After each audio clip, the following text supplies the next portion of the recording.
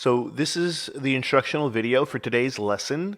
We all know the home base for most videos that we watch these days is YouTube, and we are all attracted by the thumbnail images that are posted with those videos.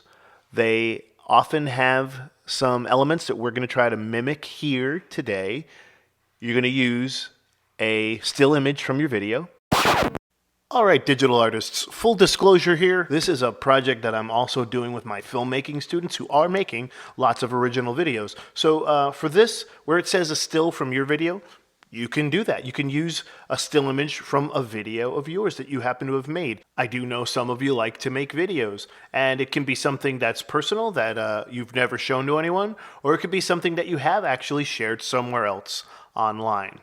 You can just use a photo of your own that you think would make a good thumbnail image for a fake video that doesn't exist. Or as a last resort, it can be a still from a video on YouTube that you like that is not actually yours. So those are your options. Thanks for keeping an open mind. You're going to use a still image from your video, some text, and a graphic element that you'll find along the way. So the very first thing you're going to need to do before you even do anything else in this video is to grab some screenshots from the video you want to make the thumbnail for and post them to your Google Drive so they're accessible to you when you go to do this on the website that I'm about to describe to you.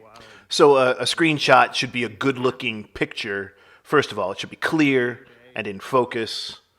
And here's the one that I used. It's way different than the ones that YouTube suggested for me.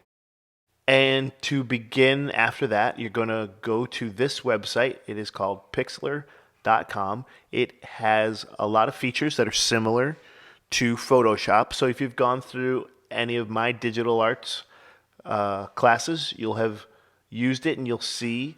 But this video is designed to help you know how to do it from scratch with zero prior knowledge. So go to Pixlr.com. Do not log into the website or make an account. Do not do those things. Go to the button at the top that says Pixlr E. This website has a couple different versions of their editor. Click on the button that says Create New. Then choose as a template Web 720p. This is the exact dimensions of a YouTube thumbnail.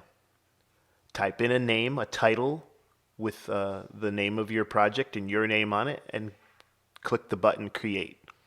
Now we're going to bring in our images. We're going to go to the Layer menu and choose Add Image as Layer. On your Chromebook, this will connect you directly to your Google Drive. My photo was downloaded to my computer because I don't have a Chromebook. Now we have our photo, and we're going to add text that will be the title of the video. The text tool here is very much like the one in Google Docs or Microsoft Word or Photoshop. And we want our text to be white. At the top you can see the color is set to white and the size is set to 80. I am increasing the size. For the details here, just pause the video. There's a size option up there. And I want my letters, I want my text to be as big as possible. So I'm stretching the text box. And then I'm going to reposition so the text is almost to the bottom, but not exactly to the bottom. And you'll see why that is later. I'm going to make a black outline because I want white text, but white text on that white snowy background won't really be visible. So I had to do that black outline. And now I'm checking and going to make the text bold. You can see what it looks like. The italic version is right there, but I don't want that. So I'm going to go back, undo italic, redo bold. And the spacing is pretty satisfactory to me. So it's very simple.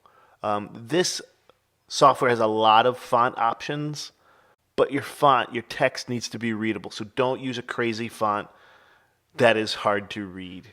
Next up, a lot of thumbnails have graphics or arrows or circles or other bold things pointing out things. We're going to add some snowflake clip art here. So I just went to, I'm just searching for snowflake clip art because I'm in the snow in the video, so it's kind of hinting at that. I'm going to click on it, open it up big, and then I'm going to right click, and this works almost the same way on your Chromebook. Choose Copy Image Address. Then go back to Pixlr, choose Layer, and then add URL as layer. And layers are just a way to keep your different elements separate in the project. Paste in your URL and click Load, and there's your snowflake. Now we got a couple of tasks to do with the snowflake. First, we want to reposition and resize it. So we're going to click on that arrow tool for arrange or move. And then in all the corners, there are little blue squares. Those are toggles that allow us to resize the snowflake. You can see that the snowflake is just a black outline right now. So I'm going to choose the paint bucket tool and fill the snowflake with white. But first we need to select the layer that the snowflake is on. From the layer menu on the right side, you'll see the layer you're working on is always highlighted in light blue. Now we want more than one snowflake, so we're going to go to the layer menu and choose duplicate layer.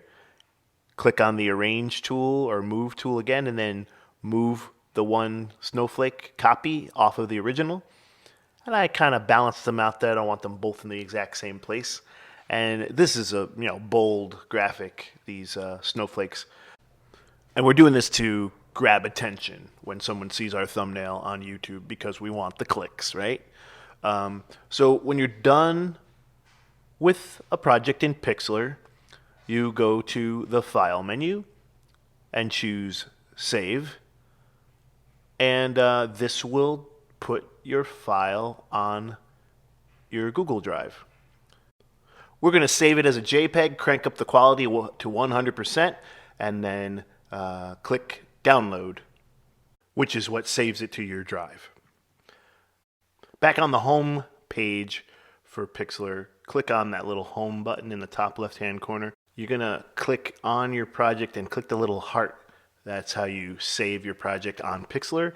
And I've opened it up on different computers, and I keep finding my work. So it's working so far. The point is just save your work often and save different versions and just keep track of everything that you make, so you don't get frustrated. And if you do, if this work gets frustrating and you feel like you've had enough, just remember this. It's only a game.